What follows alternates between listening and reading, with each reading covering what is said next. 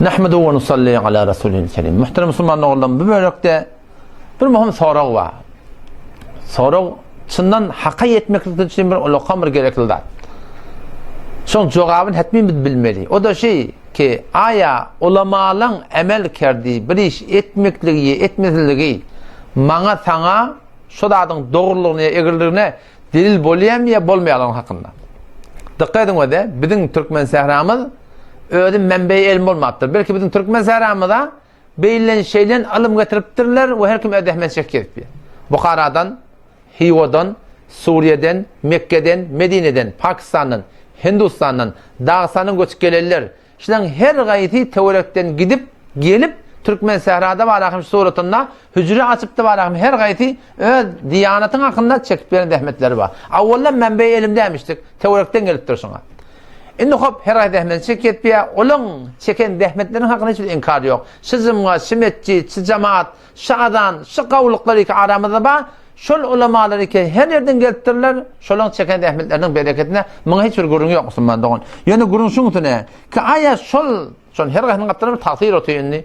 Şol tasirlen palanat etmekligi, etmekligi. Aya şoladın doğruluğunu, elirine delil bolýam ya bolmayam, şunu bilmeli. Yani bilmeli. Şol her gayetinde bir tasir var. Ona sen paladan doğru da diyende tasir et ya onda diye. Ona diyen sen paladan doğru da diyen tasir et ya diye. Mulut doğru da diyen tasir et ya diye. Bu tarafdaki takdir var, o mevlud kabul etmeyendim. Mun takdir doğru deyipti, mevluda, onun da takdir doğru deyipti.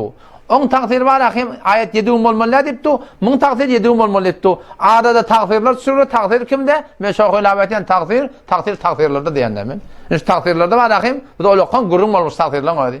Ama şu arada, şu ayet olan emelkerde bir de delil olyan, Müslüman'dan öyle dikkat edin.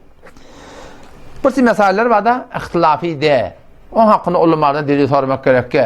Ulama edip yerle, hemmete bir edip yerle, 5 namaz bir ay arada bir, haca gitmeklik bir, hecab hemek şıkavur yerle. Bir belli zatlı var da, bunun hakkında delil sormak gerek ki, emel kurdu ulamanın aydı, işte adına hakkında delil ki hemmenin de adının birliğine.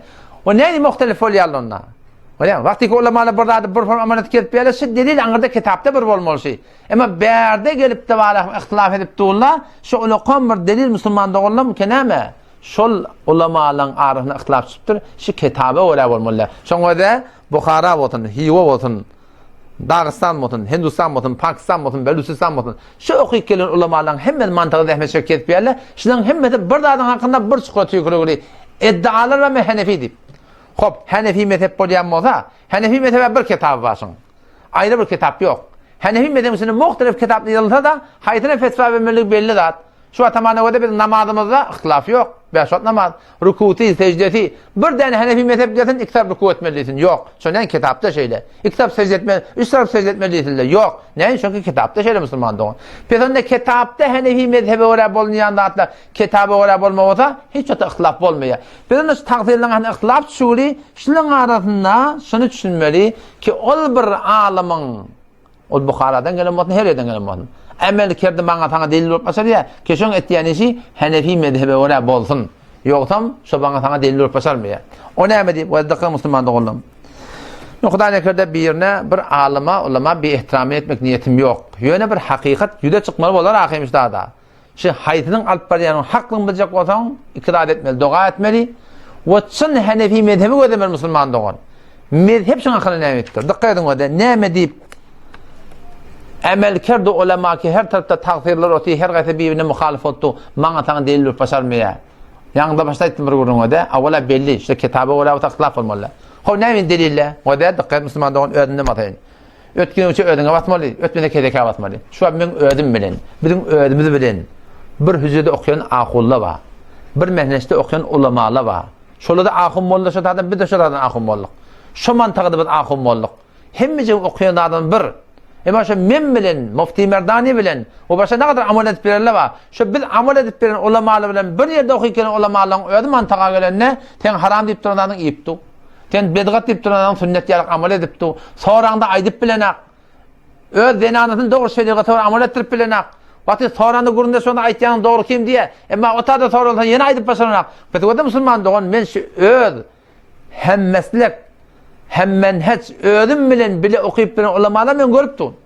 Ki şolar doğru kitabı oraya amel edenek. O zaman aya şu ulamalar ki men bile okuyup gelipdirler, bir ýerde okuyupdyrlar, bir menhejde okuyupdyrlar, bir mantakda okuyupdyrlar, bir saatın ýaşan okuyupdyrlar. Şolar dogry amal etmeýänli, şu delil bolýan menki ýalňyş bolsun, olonky dogry bolsun, ýa olonky ýalňyş bolsun, menki dogry bolsun. Ýok, mezhebi gödemeli kitap näme diýär musulman dogan. Bärde şin ütgetýärler, gawşatýarlar musulman dogan. Şu taýdan emelkar da ulema ol wagty maňa taňa delil bolup başarýar ki Hanefi mezhebi kitabyna wara bol. Kadim o da şöyle başa mesal rayına şu mantıkada doğa yazıptırırlar var. Falan işanın aktığı, falan işanın çavuluğu. Anırtada biz gördük, bizire değdi. Ama bu ad heriyerke kaçıştırıp, keçen aşanı pulsal, öz şahsiyet içtimaiyetesen kabulle, millet amlığından tadan dökülüp beti, vüsse oyrançılık. Anırtada ben gördüm sizire değdi. Ayaşı delil oluyami, çünkü falan işanın aktığı, şinet diyen doğru olsun. Doğru da, berde üç yaptır da. Anırdı doğrumuştuk dedi da, berde üç yaptır. Ayet çok köşü şun adını ötörüye. Palan insanın aktığı, palan tofin aktığı, palan Bukhara'nın okuyken aktığı ayet doğru ol yani. Doğru da neyme. Ben şu gözüm benim görüp duran adım mı? Baryan, o da şu ekil haram. Dağıstan'dan okuyup gelen ulamalar ayet ekil halal iptirle mi? Eğer şöyle halalla diyem mi de keset haram. O sen şu Dağıstan'ın şagirtleri, öyle ne varsan durşuan ekil. Alaca var, Hanefi mezhepte kofir diýip goýupdyrlar. Bu da öýlerine bar. Ýal goýupdyrlar, ýok, geň datlary. Aya şol köşeler Dağıstanyň ulamalaryndan okuyupdyrlar. Aňyrda dogry dämişdik. Hanefi mezhebe ters, şeriata ters. Şolaň amelkerde maňa taň delil bolýar. Delil bolmaýar. Berde gawşapdyrlar musulman dogan. Ýa-ni eleke moda Bukhara okuyup gelen ulamalar, sen aslında şu Dağıstan'da okuyup gelen ulamalar, sen gel denanalaryny gözle şolaň ýaşmaklymyşdyk mı, dämişdik mi? Deferde çäşe barmyşdyk mı, ýokmuşdyk mı? O şolar hezaplamıştık mı, demiştik mi? O şuan koşulan şagirtleri, o şagirtlerin şagirtleri, denanın yüzünü açık gelip bir çeşev yok, yüzünü örtmek yok, zat yok. Ayaşı delil var mı? Şu alımın edeni işi doğru, onku doğru dev olsun. Yok, berde kavuşası tutulur musulman doğun.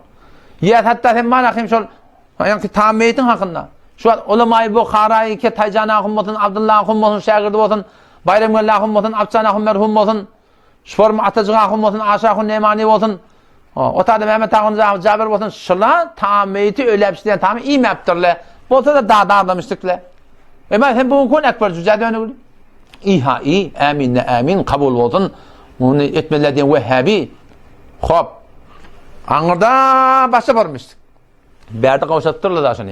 Çünkü berde hivan şagirtlerinin şagirdi oluptur. Bukhara'nın şagirtlerinin şagirdi oluptur. Ayaşı doğru bolýarmy? Şulan etdiyen işleri. Olan Amerika'da ulema ol wagty maňa taňa delil bolýar ki şol Hanefi mezhebi wara bolsun. Mawlud Khani we de şuat. Ustad Narahum Mahli Galinjik. Batan Afsanahum merhum. Şula doğruca Mawlud Khani iş elitde Mawlud Khani'nin doğru därin hakynda, zikir zehir etmelerinin hakynda. Şula Bukharaň ulamalar bola kitap ýazypdyrlar. Ulamalarning başda ulama-i Bukharaň şagirtleriniň şagirdi bola kitap ýazypdyrlar. Emma izin näkile şu gawşadygly görüňi. Mawlud Khani etdiray Allah. Owansını Mawlud Khani edip dolu hissat diyen akla. Ya kadim anıdan Bukhara'dan okuyup gelen ulamaların şagirtlerinin şagirdi mescide ekli saldırmarlamıştık da emma soňkula gawşapdyrlar. Beraber hal esbabi Hudaý taala mafetin. Ayaşı delil bolýarmy? Amelkerde ulema ştada bildi. Çünkü falan takdir etdi. Ya musulman doňda ekidin doğru hakynda, Mawlud Khani'nin doğru hakynda, tam meyit ölep süren tamın doğru hakynda, ya hema denanın örtürlerin hakynda amelkerde ulema ol wagty maňa taň delil bolýar ki mezhebe wara bolsun. Sen ne bilýän şu Bukhara diýen mene hemen ma'sum bolan. Bukhara diýip bir adam sen telek adamla barmışdyk. Belki ulemalar men zorumda. Şu da İmam Bukhari'dan kawup çykartdylar telek adamla şu da barmışdyk baba. Şu da hemen felis sıfat muhadiyam. Sen ne bilýän şu aňydan okuyup gelen ulemalar doğru Hanefi mezhebi ýördüp bilipdirlermi?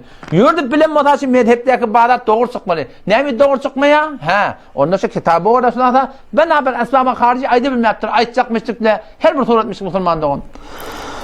Onda şu taýdan şu inşallah men düşündirip bilendir. Näwede musulman dogallam. Ulamalarning Amerikada takdirlen Amerikada maňa taňa delil bolmaýar. Ol wagtki mezhepde bolmasa. Şu her gahmasam takdir oti, erti kıyamet mendene şeriatdan torajak. Takdirin aýtýan gibi dogry ýalňyşlygyny mezhepden sorama bolar. Sonra mezhepde maňa delil beriň. Men hiç men hak amal etjek diýip aýtsak, inşallah şeýtek Allah ta tawfik bersin, hakka inşallah biz ýetişer. Şu taýdan studi suratynda dogry sünmek gerek. Assalamu aleykum we rahmetullahi we berekatuh.